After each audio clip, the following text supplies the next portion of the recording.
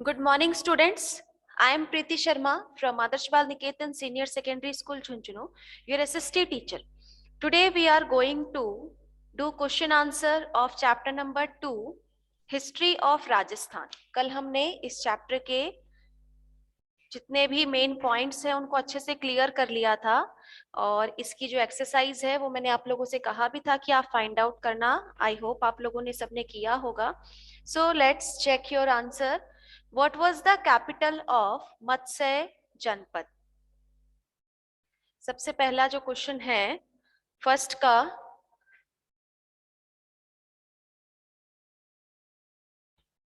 इसमें जो first question है, what was the capital of Matsya janapad? तो मत्स्य जनपद जो है उसका कैपिटल क्या था? तो उसका कैपिटल था आपका विराटनगर. इसका आंसर होगा आपका विराटनगर. इसी में सेकंड क्वेश्चन है, इसके अंदर सेकंड क्वेश्चन जो है वो दिया हुआ है, Kota Bundi region is called. Kota Bundi जो रीजन है उसे क्या कहा जाता है? कोटा बूंदी रीजन जो है उसे क्या कहा जाता है? तो कोटा बूंदी रीजन जो है उसे क्या कहा जाता है? हड़ौती. सेकंड जो क्वेश्चन है उसका आंसर है आपका हड़ौती. ओके, तो ये आपके दोनों टिक द करेक्ट हो गए हैं.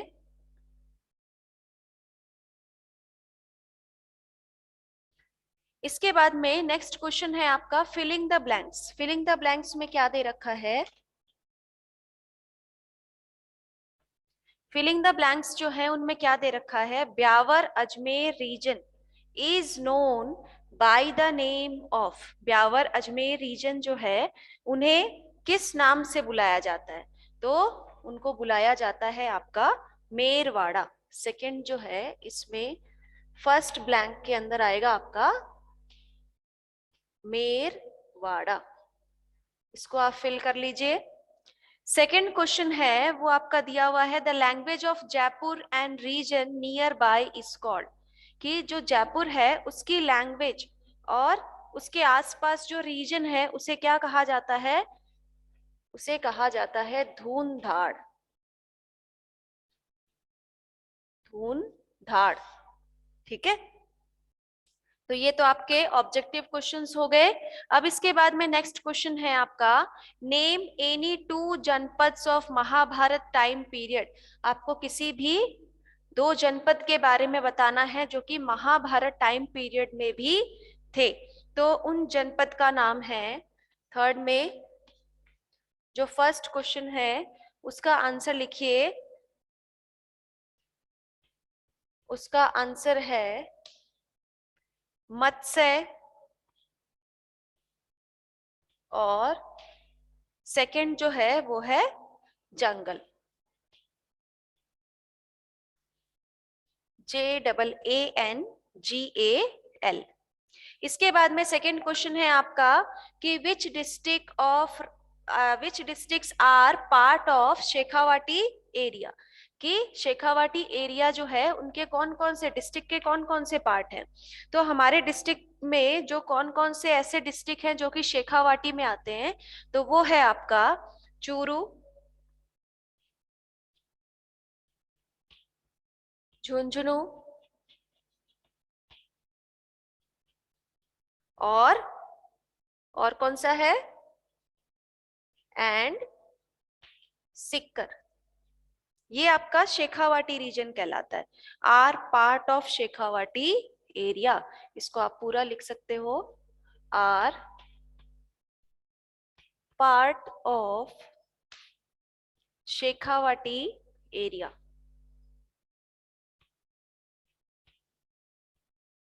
शेखावाटी एरिया. ठीक है. थर्ड क्वेश्चन है आपका कि who was Hasan Khan. Third जो क्वेश्चन है वो है हु वॉज हसन खान मेवाती. तो ये कौन थे? ये मेवातीज के हीरो थे. तो इसका आंसर लिखो आप, the famous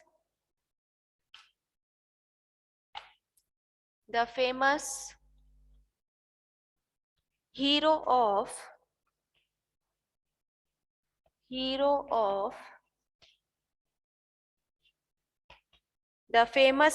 of Mewatis was Hassan Khan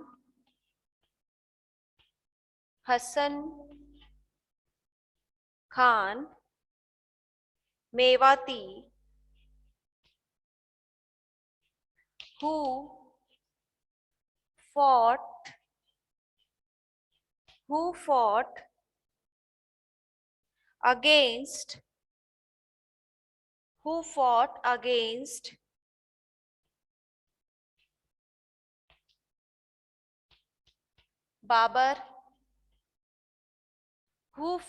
against Babar, in the war of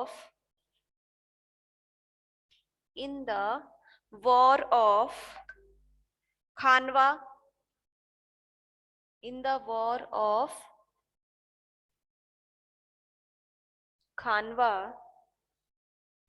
in favor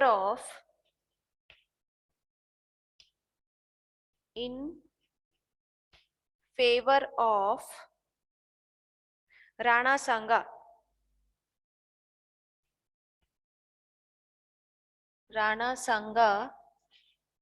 Was the famous hero of Mewatis was Hassan Khan Mewati, who fought against Babar in the war of Khanwa in favor of Rana Sanga, was killed.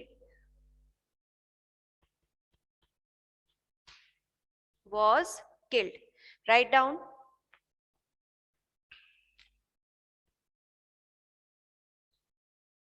All of you have done the objective questions first and second. ये सबका हो गया? कर लिया आप लोगों ने? Okay.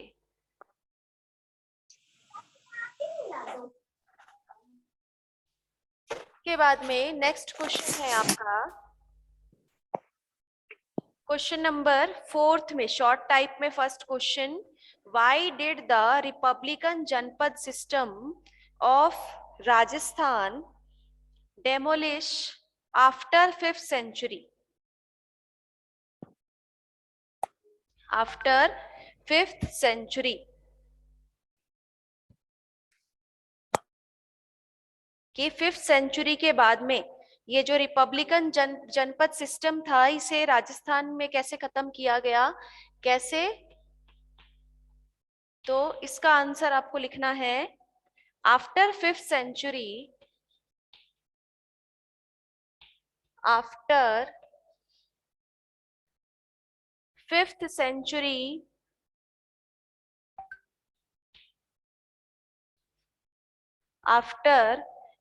century Hun attacked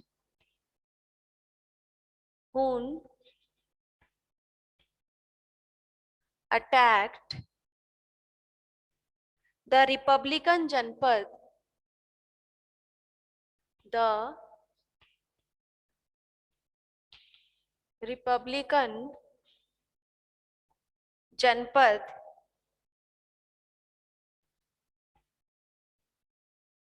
Janpad system, Republican Janpad system of Rajasthan,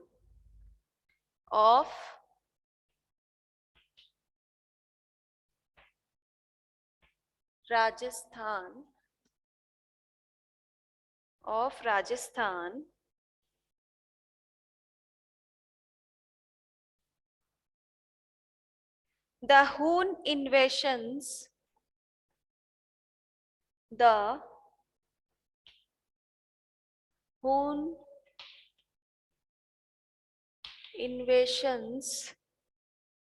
destroyed the order of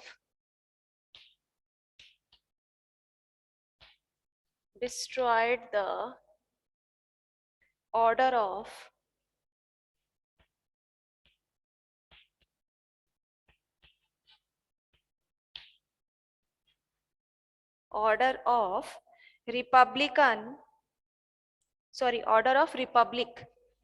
It is Republic. Order of Republic, janapads of Rajasthan.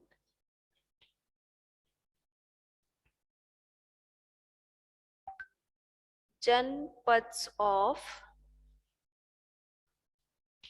Rajasthan.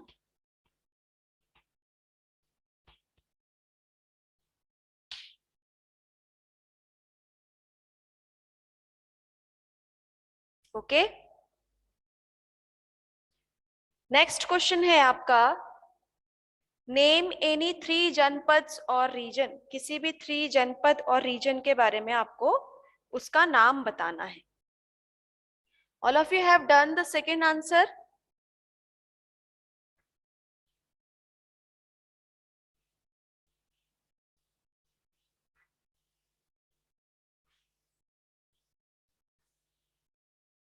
इसमें क्वेश्चन नंबर जो 2 है उसमें 3 जनपद के नाम बताने हैं. तो उसमें पहला आएगा आपका जंगल, सेकंड है मत्स्य और थर्ड है मारवाड़. ये 3 नाम आपको बताने.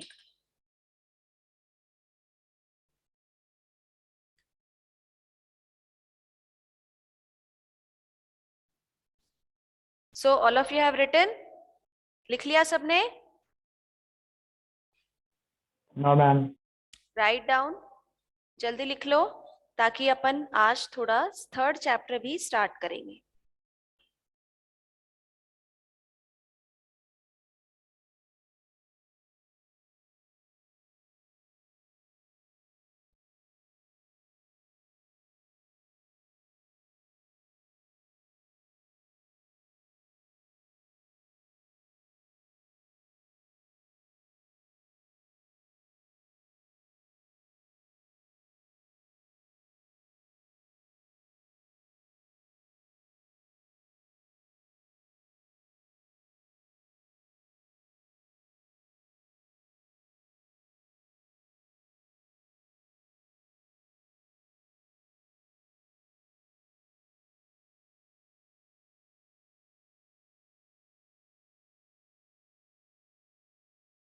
All of you have written.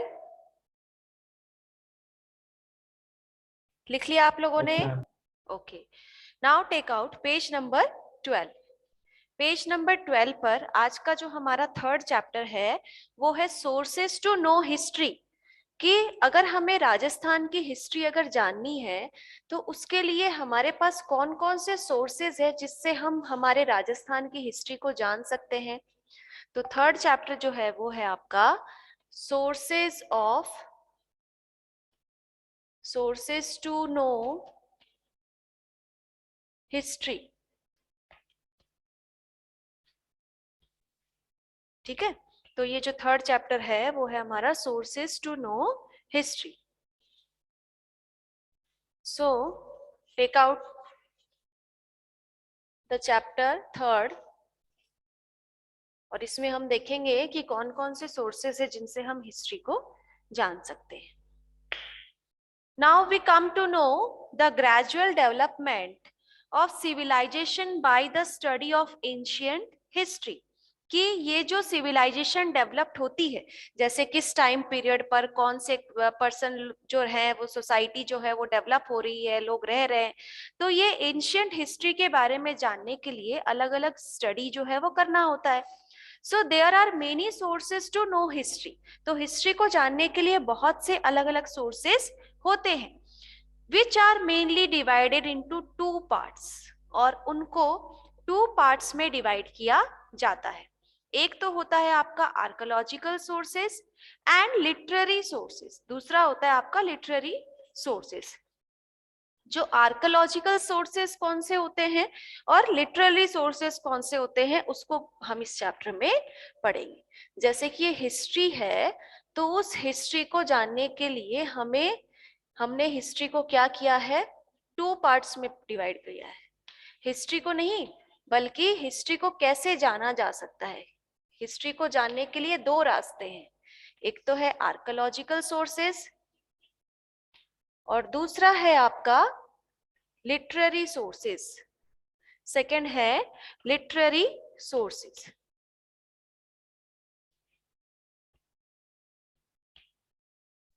ठीक है, ये दो सोर्सेज हैं जिनसे हम हिस्ट्री को जान सकते हैं। तो सबसे पहले हम देखेंगे हमारा आर्कोलॉजिकल सोर्सेज। तो आर्कोलॉजिकल सोर्सेज क्या होते हैं? The relics of ancient times which help us to understand the context of places and incidents are called archaeological sources.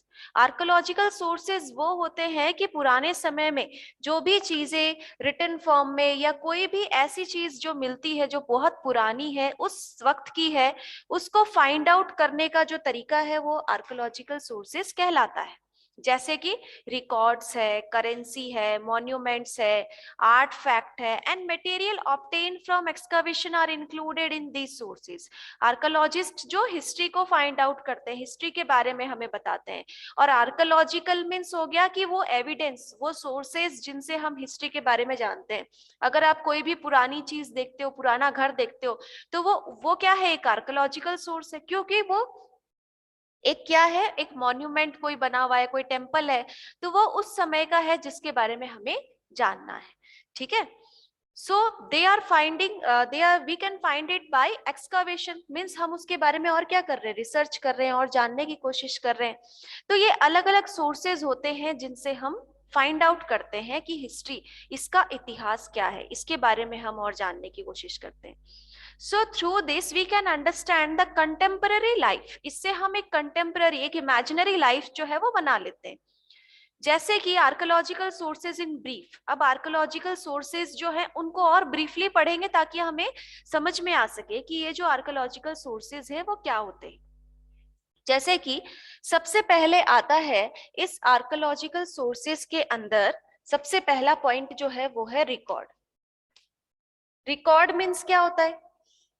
एक सिंपल लैंग्वेज में अगर हम देखें तो रिकॉर्ड मीन्स क्या होता है? कुछ लिखना, किसी भी चीज का रिकॉर्ड मेंटेन करना, है ना? तो वो एक रिटन फॉर्म में उसका रिकॉर्ड होगा। अब जैसे कि आपके एसएसटी के अंदर आपने कितने चैप्टर किए हैं, क्या नहीं किया है, उस चैप्टर का आपने क्या क्या मैटर जो है वो तैयार किया, तो वो कैसे पता चलता है आपको? जब आप उसको अपनी नोटबुक में लिखते हो, तो वो लिखा हुआ चीज जो है, लिखी हुई जो चीजें हैं वो क्या है आपके लिए? रिकॉर्ड है। रिकॉर्ड है ना, उसे हम हिंदी में क्या कहते हैं? अभिलेख। These are found engraved on inscription plates of stone, यानी कि inscription means जो स्टोन के जो प्लेट्स बने हुए होते हैं उनके ऊपर लिखा हुआ होना, वो इंस्क्रिप्शन कहलाता है। Stone addict, big blocks of stone, यानी कि जो स्टोन है उनके बड़े बड़े जो रॉक्स होते हैं उनके ऊपर उन सब चीजों के बारे में मेंशन करना। Pillars, building, wall of caves, जो गुफाएं होती है उनकी दीवारों पर कुछ लिखा हुआ हो उस समय का। और idol, statues, stupas, monasteries, pond, block erected in forms and copper plates. जैसे कि देखो अभी यहाँ पर ये जो पेज नंबर 12 पर 3.1 की जो पिक्चर दी हुई है, 3.1 में देखो ये यहाँ पर ऐसा लग रहा है जैसे कुछ लिखा हुआ है। तो ये स्टोन से बने हुए प्लेट्स होते हैं और इनके ऊपर कुछ मेंशन किया गया है। तो ये सब चीजें क्या है? रिकॉर्ड्स है। तो उसी तरीके से पुराने समय में कहीं मंदिरों पर, कहीं स्तूपास पे, मोनास्ट्रीज में, केव्स पर, दीवारों पर कुछ मेंशन किया गया होता है, तो वो सारी चीजें क्या कहलाती है? रिकॉर्ड कहलाती है। नेक्स्ट है आपका इंपॉर्टेंस ऑफ अभिलेख। अभिलेख का इंपॉर्टेंस क्या है? These are found in various languages in both the forms poetry and prose। यानी कि इस अभिलेख का इंपॉर्टेंस क्या है कि ये एक सिंपल लैंग्वेज में भी हमें मिलता है, कविताओं के रूप में भी हम उसे देख सकते हैं, कहानियों के रूप में भी हम उसे देख सकते हैं। So on these record the names and dates of incident, administrative duties, decree and order of king, their dependent, queen, princes, feudal lords are mention. और जो भी चीजें ये मेंशन की जाती है उसमें डेट भी लिखा हुआ होता है, उस टाइम के राजा रानी जो भी होते हैं उन सब का भी नाम उसमें मेंशन किया हुआ होता है। और सभी चीजों के जानकारी जो है वो इजीली हमें उससे मिल सकती है। इसीलिए ये बहुत इजी होते हैं हमें हिस्ट्री को जानने के लिए। We get the knowledge of contemporary political, religious, cultural life through this. और इन सब चीजों से हम उस टाइम की पुराने एंशियंट हिस्ट्री की पॉलिटिकल लाइफ कैसी थी, रिलीजियस लाइफ कैसी थी, और उस टाइम पर किस कल्चर को, कैसी संस्कृति को फॉलो किया जाता था, इन सब चीजों के बारे में भी इजीली जान सकते हैं. So inscription written in praise are called prashasti. Inscription जो ये स्टोन वगैरह पर जो मेंशन किया जाता है, जब ये किसी की प्रशंसा में लिखा जाए, जब किसी की तारीफ में लिखा जाए, उसे प्रशस्ति कहते हैं. इसे आप अंडरलाइन कर लीजिए कि जब किसी की प्रेज में, किसी की तारीफ में कुछ बताया जाता है, उनके बारे में मेंशन किया जाता है, तो उसे प्रशस्ति कहा जाता है. नेक्स्ट आता है आपका इंपॉर्टेंट अभिलेख. अब ये इंपॉर्टेंट अभिलेख क्या होते हैं? We get the information about religious arrangement. यानी कि जो इंपॉर्टेंट अभिलेख होते हैं जिनसे हमें कुछ रिलीजियस अरेंजमेंट के बारे में जानने को मिलता है, जैसे कि टाइप्स ऑफ यज्ञ, यज्ञ होता है यज्ञ वगैरह जो है, उनके बारे में.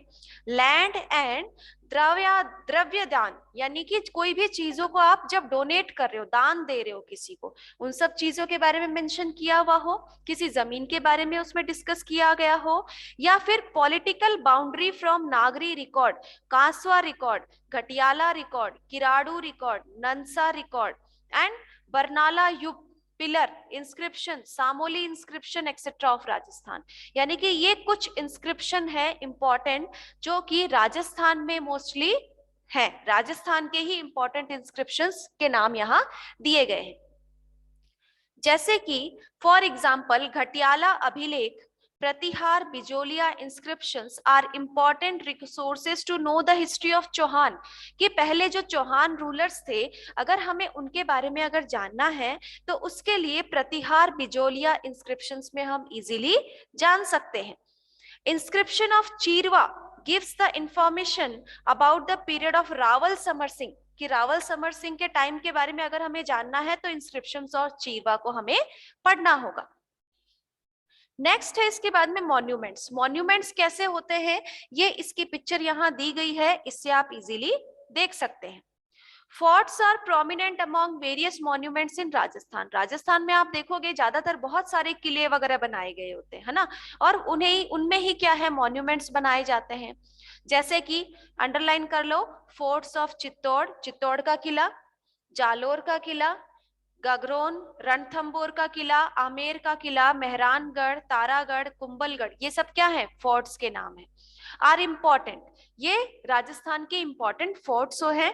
एंड एक्सेप्ट दिस बिल्डिंग, और इनके अलावा राजा प्रसाद palace, public building, bathroom, homes of the common, vihara, monasteries, chaitya, stupa, temple, step well, tomb well etcetera are also monuments. जहां पर एक ऐसा घर बनाया गया है जिसका मतलब कि सभी एक साथ रहते हो, common room for all, common Holmes for all, bathroom है, पब्लिक बिल्डिंग है, स्तूपाज है, टेम्पल है, वेल्स हैं. तो इन सब के बारे में भी जो यहाँ बताया गया है, जहां ये पुरानी चीजें हमें मिलती है, ये सभी क्या है, मॉन्यूमेंट्स कहलाते हैं. These also provide the knowledge of contemporary architecture. इन सब से भी हमें क्या मिलता है, नॉलेज मिलता है, पुरानी चीजों के बारे में जानने का मौका मिलता है. Religious belief, worship method, conscience of human and prosperity. पुराने मॉन्यूमेंट्स, फोर्ट्स, टेम्पल्स जब हम देखते हैं तो उस चीजों से हम क्या जानते हैं कि उस टाइम पर लोग कितने रिलीजियस थे, कितने वर्शिप मतलब कि करते, किस तरीके का वर्शिप उन लोगों को अच्छा लगता था. तो ये सारी चीजें हमें जानने को मिलती है मॉन्यूमेंट्स और फोर्ट्स, टेम्पल्स और अलग अलग हमारे मॉन्यूमेंट से. नेक्स्ट है आपका करेंसीज. करेंसीज तो आप सभी जानते हैं कि करेंसी क्या होती है, जो नोट, रुपया वगैरह जो है, ये क्या कहलाती है, करेंसी कहलाती है. तो पुराने समय में करेंसी जो थी वो कैसी थी और कैसे यूज किया जाता था, तो इसका पिक्चर जो है वो आपकी बुक में दिया गया है. नीचे फिगर जो है वो 3.3, इसमें देखो आप पेज नंबर 13 पर. Religious, political and economic condition of certain period is known through currency और coins. यानी कि अगर हमें किसी भी चीजों के बारे में, पुरानी चीजों के बारे में जानना है और उसमें अगर हम इकोनॉमिक कंडीशन के बारे में जानना चाहते हैं तो वो हमें कैसे पता चलेगा, उस टाइम की करेंसी कैसी थी. यानी कि लोग उस टाइम सिल्वर कॉइन यूज कर रहे थे या गोल्ड कॉइन यूज किया जा रहा था, या किस मेटल का जो कॉइन है उसको यूज किया जा रहा था। तो उससे हम पता लगा सकते हैं कि उस टाइम पीरियड पर इकोनॉमिक कंडीशन कैसी थी।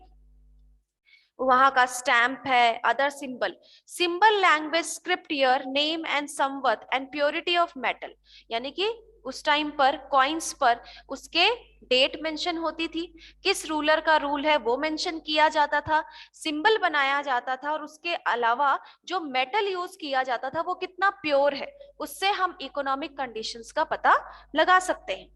Measurements etc graved on the currencies give us knowledge about the prosperity of that period, यानी कि उससे हमें ये पता चलता है कि उस समय जो लोग थे वो कितने प्रॉस्परस थे। Coins also indicate the power of king and state, coins से ही king और उसके state के power का पता लगाया जा सकता है। Coin and currencies excavated from Ahad, Red, Berta, Rangmahal, Sambhar, Sukanya gives information about the period of dynasty, यानी कि ये वो कॉइन्स और करेंसीज के नाम हैं जो कि अलग अलग टाइम पीरियड के अलग अलग रूलर डायनेस्टीज के बारे में बताती है, किंगडम के बारे में बताया जाता है। Occupied border of छत्रास, Malwas, Chauhan और गुहिल, अलग अलग रूलर्स के टाइम पीरियड पर अलग अलग जो करेंसीज का यूज किया गया है उसके बारे में मेंशन किया गया है। फिर नेक्स्ट आता है आपका वेसल्स एंड आर्ट वर्क्स, कि एंशियंट टाइम में कैसे वेसल्स का यूज किया जाता था और आर्ट वर्क क्या था, यानी कि कैसे बर्तनों का यूज होता था। ज्यादातर आपने देखा है कि हमारी हिस्ट्री जो हमने पढ़ी है उसके अकॉर्डिंग पुराने समय में मिट्टी के बर्तन जो है उनका यूज किया जाता था, या फिर कॉपर या सिल्वर के जो बर्तन होते हैं उनसे बने हुए बर्तनों का यूज किया जाता था। तो we have obtain vessels and artefacts from excavation, excavation से मीन्स फाइंड आउट करना, बहुत सारी चीजों के बारे में जब अगर जानना होता है तो मिट्टी को खोद खोद के ये जो आर्कोलॉजिस्ट है वो क्या करते हैं, फाइंड आउट करते हैं कि हाँ हमें यहाँ से ये चीजें मिले। तो उसी तरीके से ये जो वेसल्स हैं या आर्ट क्राफ्ट है ये भी एक्सकावेशन मेथड से ही निकाला गया है। In the art work we see the drawing on vessels, art work में हम क्या देखते हैं कि जो वेसल्स होते हैं, जो बर्तन होते हैं मिट्टी के, उनके ऊपर कुछ ड्राइंग बनी हुई है। Engraving on pillars and the workmanship on doors and windows, गोखराज, the vessel obtain from their structure, polish, colour etcetera, और जो भी पुरानी चीजें होती है उनका पॉलिश कैसा किया हुआ है, कलर कैसा है, डिजाइन कैसा है, इन सब चीजों से हम और भी ज्यादा बता सकते हैं उस टाइम के बारे में।